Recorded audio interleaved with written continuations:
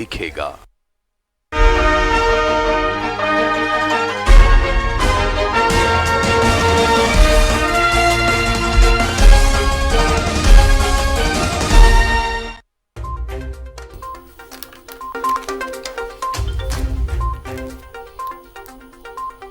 धनबाद में app upgrade करने के नाम पर ऑनलाइन ठगी, साइबर ठगों ने 53,000 रुपए का लगाया चूना।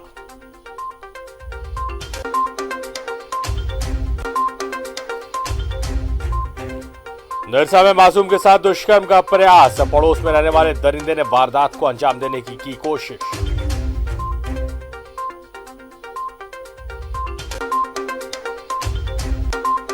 जेपीएससी लेक्चरर नियुक्ति प्रस्ताव को राज्य सरकार लेगी वापस, बीआईटी सिंदरी समेत राज्यभर के कई कॉलेजों में लेक्चर नियुक्ति का मामला आधार में लटकने की आशंका।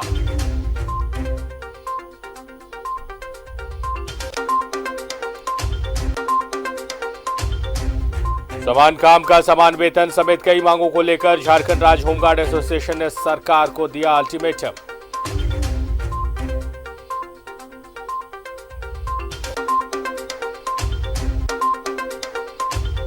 और धनबाद में पब्लिक ट्रांसपोर्ट ध्वस्त, बस होते हुए भी बेबस लोग, रखे रखे कबाड़ हो रही करोड़ों की बसें, बड़ा सवाल जिम्मेदार कौन।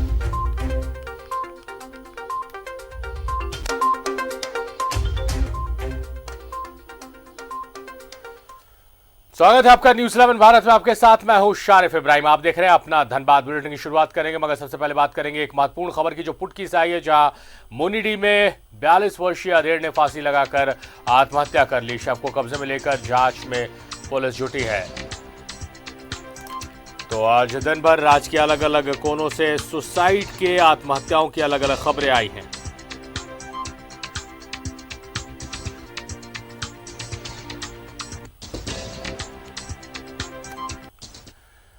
धनबाद में पब्लिक ट्रांसपोर्ट ध्वस्त है। यहां पब्लिक ट्रांसपोर्ट दिखाए भर के लिए है, आम जनता को इनसे कोई फायदा नहीं है। पब्लिक ट्रांसपोर्ट की विफलता से ऑटो से आवागमन को मजबूर रहना पड़ रहा है।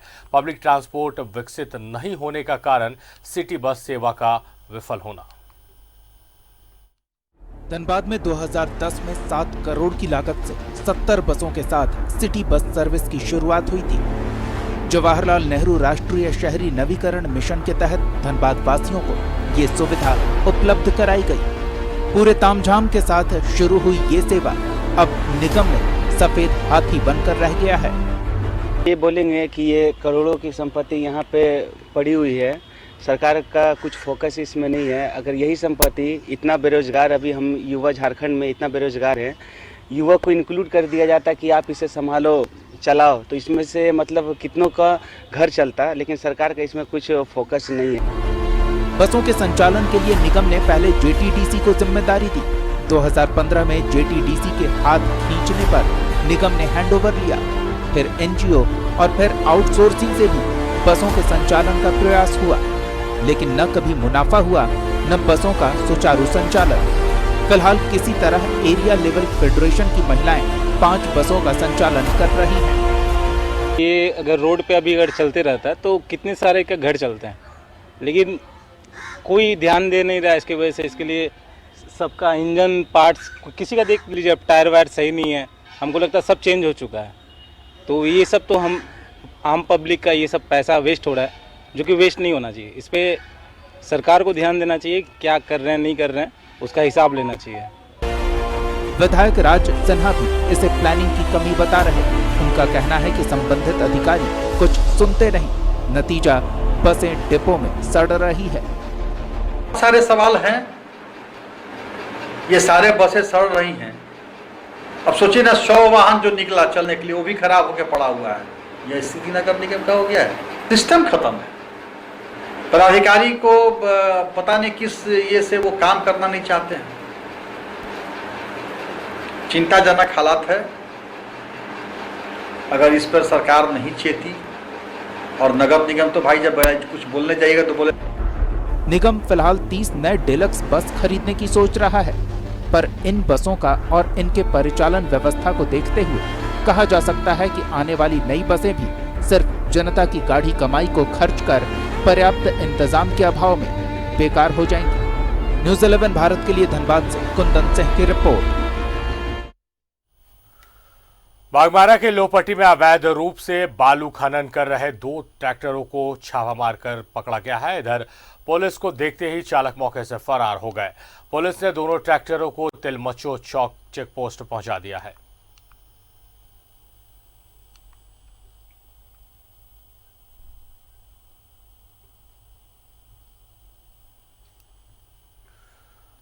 दिल्ली कोलकाता लेन पर निरसा के मैथन ओपी क्षेत्र में केमिकल लदा एक ट्रक दुर्घटनाग्रस्त हो गया, जिससे सड़क पर यातायात व्यवस्था बाधित हो गई।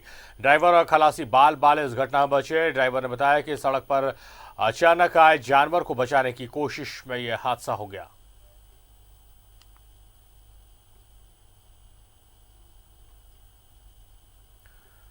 धनबाद में एक बार फिर साइबर क्राइम का मामला सामने आया है। केंदुआ की रहने वाली एक महिला से लगभग 53,000 रुपए की ठगी कर ली गई है। महिला ने साइबर थाने में इसकी शिकायत दर्ज कराई। बताया जा रहा है कि ठगों ने महिला को फोन पे अपग्रेड करने को लेकर फोन किया। महिला झांसे में आ गई और जब तक कुछ समझ पाती काफी देर हो चुकी थी।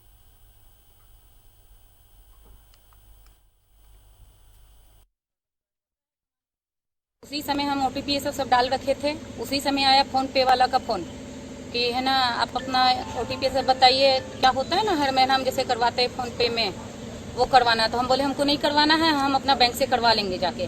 फिर हम फोन काट दिए। उसके बाद हम अपना अकाउंट चेक किए, उस समय बताया सर्वे डाउन है। उसके बाद फिर फोन आया उसका कि है ना, आप अपना बताइए। हम बोले हम नहीं बताएंगे, हमको करवाना होगा, अपना बैंक से करवा लेंगे। फिर हम फोन काट दिए। उसके बाद हम अपना अकाउंट चेक किए तो अकाउंट में पैसा नहीं है। कितना कट गया? 53,000 रुपया। उसी समय हम धनबाद के निरसा में एक 9 साल की बच्ची के साथ दुष्कर्म का प्रयास किया गया। पड़ोस में रहने वाले एक अधेड़ ने इस वारदात को अंजाम दिया है। इस घटना की जानकारी मिलते ही स्थानीय लोग मौके पर पहुंचे और फिर अधेड़ की जमकर पिटाई कर दी। बाद में आरोपी को पुलिस के हवाले कर दिया गया है। फिलहाल पुलिस मामले की तफ्तीश कर रही है।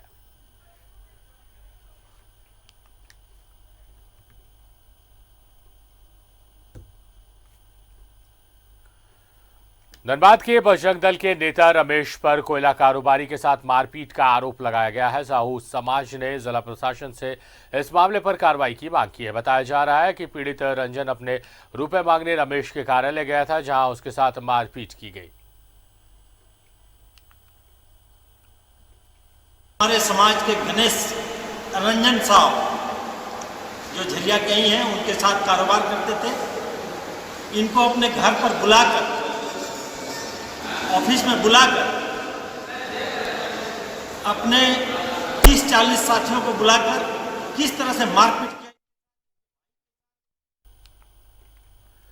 विधायक राज सिन्हा ने जेवर हाउस में घायल प्रोपराइटर त्रिपुरारी प्रसाद बनवाल से उनके आवास पर मुलाकात की और मामले की जानकारी ली। शनिवार को दिन दहाड़े बैंक मोड़ थाना के कुछ दूरी पर अज्ञात अपराधियों ने जेवर दुकान में डकैती की और दुकानदार के साथ चालक को भी घायल कर दिया था।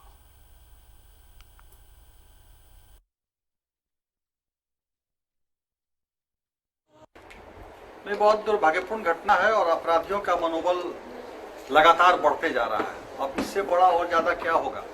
दिन दहाड़े 11 बजे, 10, साढ़े 10, 11 बजे भरी बाजार में सारी दुकानें खुली हुई हैं और उसमें आके अपराधी इनको बंद करके और पूरा इनका दुकान लूट के ले जाते हैं।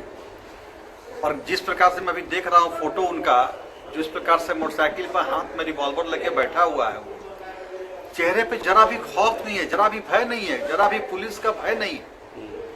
वो जान रहा है कि हमको कुछ नहीं होने वाला है।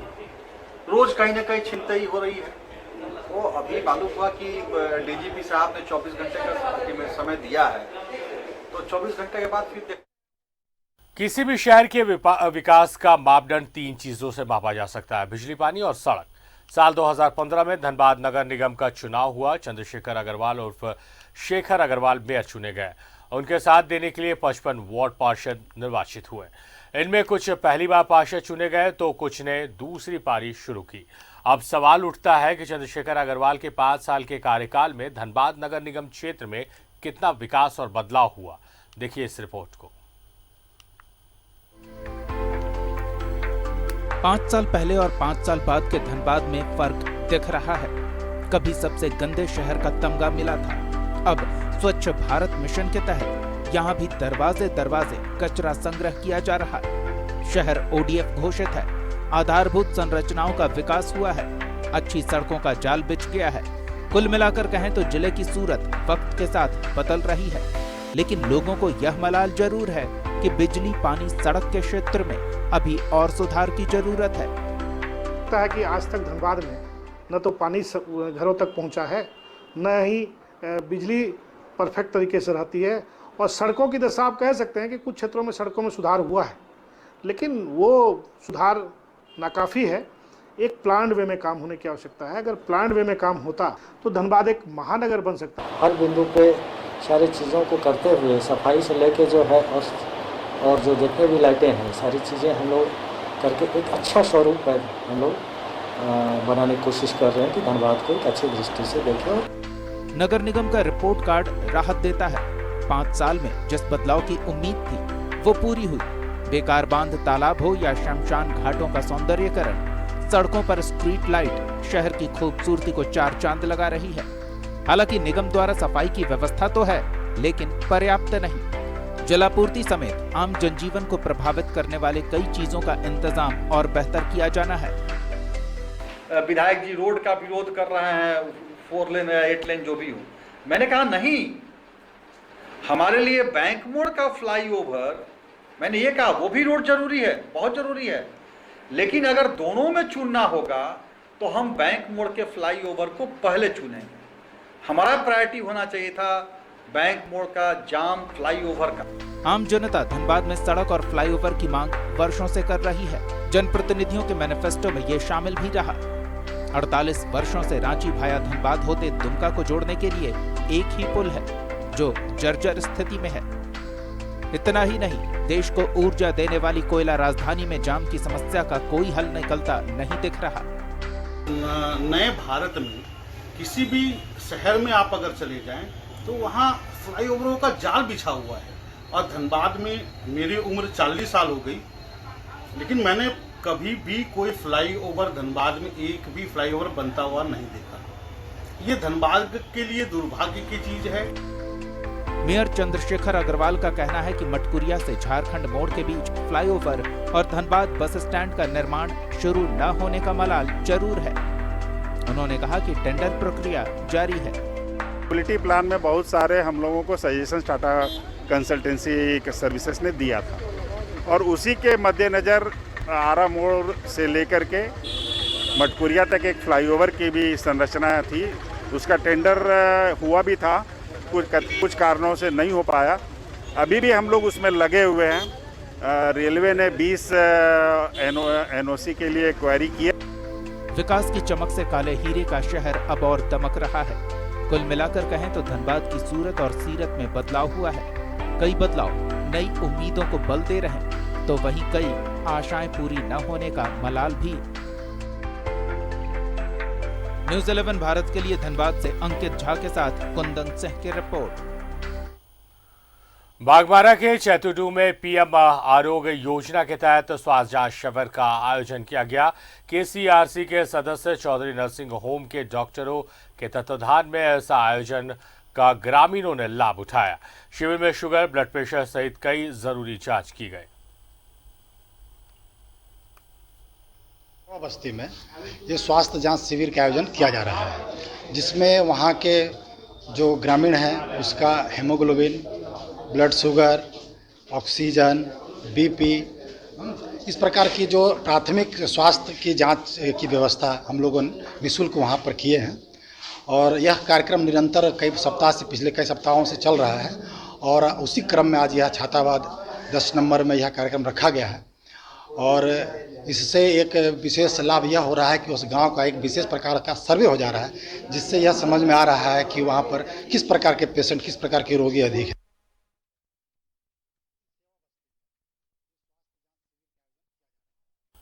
जेपीएससी से लेक्चरर नियुक्ति प्रस्ताव को राज्य सरकार वापस लेगी। बीआईटी सिंदरी में 70 असिस्टेंट प्रोफेसर एवं राज्य के 17 पॉलिटेक्निकल कॉलेज में 80 लेक्चरर्स की नियुक्ति का मामला अब अधर में लटकने की आशंका है।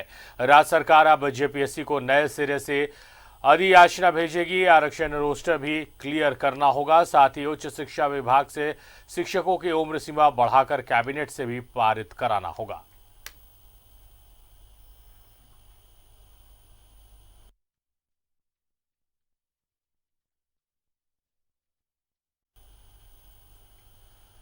समान काम के लिए समान वेतन, पेंशन और नियमित ड्यूटी की मांग को लेकर झारखंड राज्य होमगार्ड एसोसिएशन की एक विशेष बैठक धनबाद के खंडेश्वरी मंदिर परिसर में हुई। मौजूदा सरकार पर वादा खिलाफी का आरोप लगाते हुए होमगार्ड जवानों की सेवा नियमित करने की मांग की गई।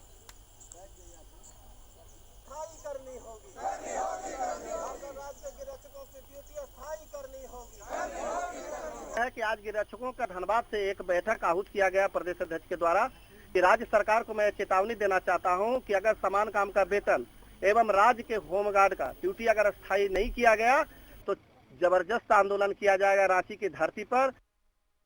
है कि आज करनी होगी राज्य के गिरक्षकों की ड्यूटी स्थायी 15वीं वित्त राशि को खर्च करने का निर्देश मिलने पर बागमारा प्रखंड के पंचायत समिति सदस्यों ने सीएम का आभार जताया है।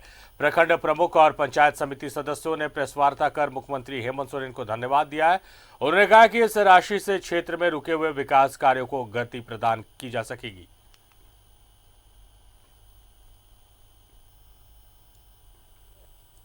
आज 2 दिन के अंदर आपका गाइडलाइन आ गया हुआ है प्रखंड में और इसी के लिए मैं सर को, मुख्यमंत्री जी को बहुत बहुत धन्यवाद देना चाहती हूँ। पूरे झारखंड के पंचायत समिति और प्रमुख की ओर से मैं सर को बहुत बहुत धन्यवाद देना चाहूंगी। अपना धनबाद में खबर अभी और भी है, मगर यहाँ रुक रहे छोटे से ब्रेक के लिए।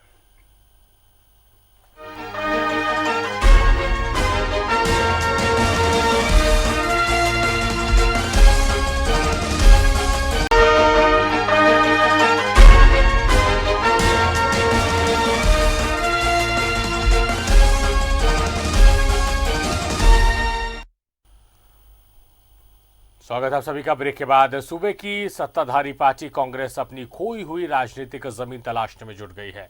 इसके तहत पार्टी के नेताओं का ग्रामीण दौरा शुरू हो गया है।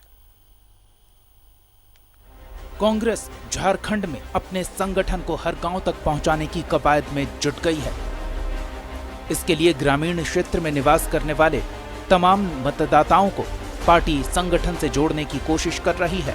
पार्टी ने पंचायत स्तर पर प्रभारियों की नियुक्ति कर दी है ताकि अधिक से अधिक संख्या में लोगों को ग्रामीण क्षेत्र से कांग्रेस पार्टी में जोड़ा जा सके। बहुत नीचे स्तर चला गया था, तो आज पार्टी हमको बहुत विश्वास के साथ कांग्रेस पार्टी का प्रखंड कार्यकारी अध्यक्ष के रूप में मुझे जिम्मेदारी मिली है।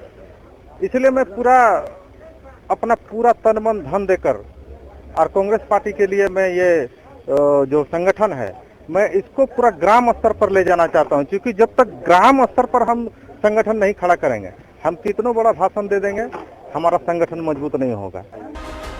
वहीं कांग्रेस के गांव-गांव तक पहुंचने की कोशिश पर बीजेपी विधायक राज सिन्हा चुटकी लेते हैं। उन्होंने कहा कि कांग्रेस में लोकतांत्रिक व्यवस्था न पहले थी, न आज है, न आने वाले वक्त में देखने को मिल सकती है। ऐसे में ये पार्टी भले ग्रामीण क्षेत्र में अपने वजूद को तलाशने की कोशिश करे, लेकिन सच्चाई ये है कि जब तक परिवारवाद से पार्टी बाहर नहीं आएगी, जनाधार मजबूत नहीं होगा। नहीं बोलना चाहिए, लेकिन आज से नहीं, कांग्रेस शुरू से इस प्रकार के प्रयास करती आ रही है और उनके दिखावे के काम कुछ और होते हैं, वास्तविक काम कुछ और होते हैं। तो ये अगर इतना ही उनको संगठन और लोकतांत्रिक पद्धति को अपनाना है तो आज खुलकर कहें कि हाँ, हम परिवारवाद से अलग हट करके अपने पार्टी के अध्यक्ष दूसरे को बनाएंगे। अगर है हिम्मत तो जिस प्रकार से एक साधारण आदमी भी भारतीय जनता पार्टी के अध्यक्ष बन सकता है, राष्ट्रीय अध्यक्ष, बोले कांग्रेस की हाँ हम बनाते हैं। वहीं बीजेपी विधायक के चुटकी लेने पर कांग्रेस नेता ने पलटवार किया है। धनबाद कांग्रेस जिला अध्यक्ष ने कहा कि बीजेपी कांग्रेस के विस्तार को पचा नहीं पा रही। कांग्रेस में कम से कम 50 नेता हैं जो अध्यक्ष बनने के काबिल हैं और हैसियत रखते हैं, लेकिन एक प्रक्रिया है, उस प्रक्रिया में जो चुन कर आते हैं। बहरहाल सत्ता में होने का पार्टी को कुछ लाभ तो मिल सकता है। ग्रामीण क्षेत्र में योजनाओं का लाभ लोगों तक पहुंचाकर कांग्रेस अपनी पैठ उन इलाकों में मजबूत कर सकती है। न्यूज़ 11 भारत के लिए धनबाद से राजकुमार जायसवाल की रिपोर्ट। निरसा के 11 कुंड में महीनों से बंद पड़े आंगनबाड़ी केंद्र मुखिया के अथक प्रयास के बाद रविवार को केंद्र का काम शुरू हुआ। बताया जा रहा है कि इस पंचायत की महिला आंगनबाड़ी केंद्र होगा।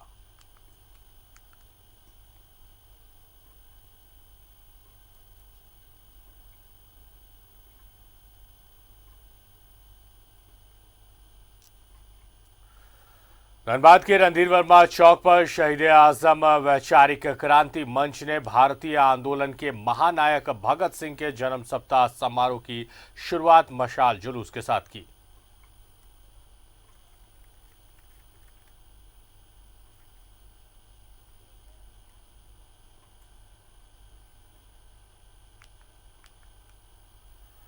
और विधायक राज सिन्हा ने अपने धनबाद के आवासीय कार्यालय में कार्यकर्ताओं के साथ प्रधानमंत्री नरेंद्र मोदी की मन की बात कार्यक्रम को सुनने के बाद विधायक राज सिन्हा ने कहा है कि लोकनायक जयप्रकाश नारायण जैसे महान विभूति को सभी राजनीतिक दल के लोग मानते हैं। उनके नाम के सहारे कई लोगों ने अपनी राजनीति नैया पार लगाई है। ऐसे में उनका जिक्र किया जाना राजनीतिक विषय नहीं हो सकता।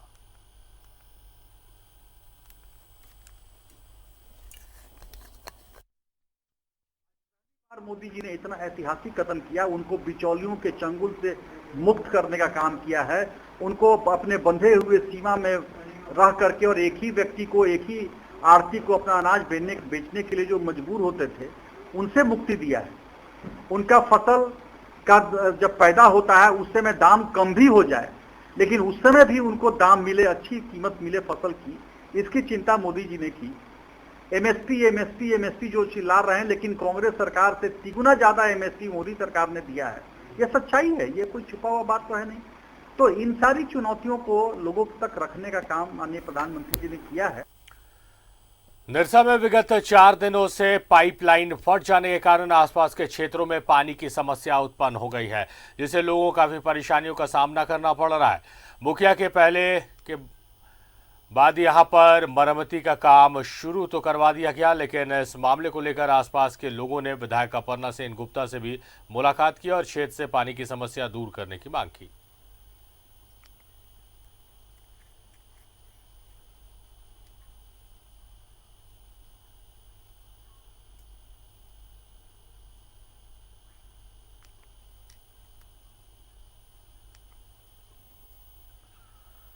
प्रतिभा किसी की मोहताज नहीं होती। चतरा के गिद्धौर के रहने वाले आईएससी के छात्र पीयूष ने आर्थिक तंगी को नकारते हुए अपने हुनर के दम पर बैटरी संचालित ऑटोमेटिक साइकिल बनाई है, जो कई खूबियों से भरी हुई है। साइकिल गरीबों की सवारी कहें या सेहत के प्रति सजग रहने वालों का शगल या फिर पर्यावरण के प्रति सजग रहने वालों का शौक, साइकिल समय के साथ नए नए अवतार में लोगों के सामने आता रहा है और एक बार फिर साइकिल को नए स्वरूप में आपके सामने लाने का काम किया है प्रतिभावान पीयूष ने। गिद्धौर में अपने नाना युवराज महतो के घर पर रहकर पढ़ाई करते हैं। फिलहाल पीयूष आईएससी का छात्र है, लेकिन इसने एक कारनामा कर दिखाया है। इसने साइकिल के स्वरूप में परिवर्तन लाया है। 12-12 वोल्ट की 2 बैटरी और केयर मोटर लगाकर सेंसर युक्त साइकिल बनाया है, जिसकी चर्चा खूब हो रही है। साइकिल देखने वालों को ये अचंभित कर रहा है और पीयूष के इस प्रयास की लोग काफी सराहना कर रहे हैं। उसने साइकिल को मोटरसाइकिल में बदला है, जो कि बहुत ही गर्व की बात है कि उसने इतनी बड़ी काम अपनी काबिलियत के दम पे करके दिखाया है। गांव से आकर, पुअर फैमिली से आकर इतना अच्छा काम किया, तो हम चाहेंगे कि सरकार से निवेदन करना चाहेंगे कि ऐसे होनहार लड़कों को सरकार सपोर्ट करे, और ताकि ये इंजीनियरिंग के मामले में या फिर किसी भी मामले में आगे बढ़ सके। पीयूष ने बताया कि एक बार चार्ज होने पर ये 12 से 15 किलोमीटर तक चलती है। साइकिल बनाने में 8,000 रुपए खर्च हुए हैं। खर्च का पैसा उसके मामा सरोज कुमार ने दिया। पीयूष का कहना है कि अगर बैटरी ज्यादा पावरफुल हो तो ये साइकिल 25 से 30 किलोमीटर तक का सफर आसानी से कर सकती है और 30 किलोमीटर प्रति घंटे की रफ्तार से। बैटरी साइकिल को बैटरी से चलाना है, तो उसके लिए मैंने कुछ सामान ऑनलाइन देखा था, तो फिर मैंने मामा जी को बोला, तो फिर मेरे मामा जी ने उसके लिए इसका सारा पैसा दिया है और फिर मैंने अपने खुद के साइकिल को उसमें मोटर और बैटरी और कई चीज़ लगाकर उसको बैटरी से चलाना शुरू कर दिया। तो ये साइकिल 24 वोल्ट बैटरी से चलती है और एक चार्ज पर लगभग 10 से 15 किलोमीटर साइकिल चल जाती है और इसकी स्पीड जो मैक्सिमम स्पीड मिलता है वो 30 किलोमीटर प्रति घंटा हमें मिल जाता है। ये साइकिल सेंसर युक्त है, इसलिए कोई इसे चुरा भी नहीं सकता। छूते ही सेंसर हल्ला मचाना शुरू कर देता है। साइकिल को नए स्वरूप में लाने के इस प्रयास की सराहना की जानी चाहिए। जरूरत है साइकिल को शौक के तौर पर इस्तेमाल करने वाले लोगों को, पीयूष जैसे युवाओं को बढ़ावा देने का। सरकार भी इसमें पीयूष की मदद कर सकती है। न्यूज़ 11 भारत के लिए चतरा से शैलेश के साथ संजय की रिपोर्ट। मेरे साथ फिलहाल इस बुलेटिन में इतना ही। देखते रहिए न्यूज़ 11 भारत।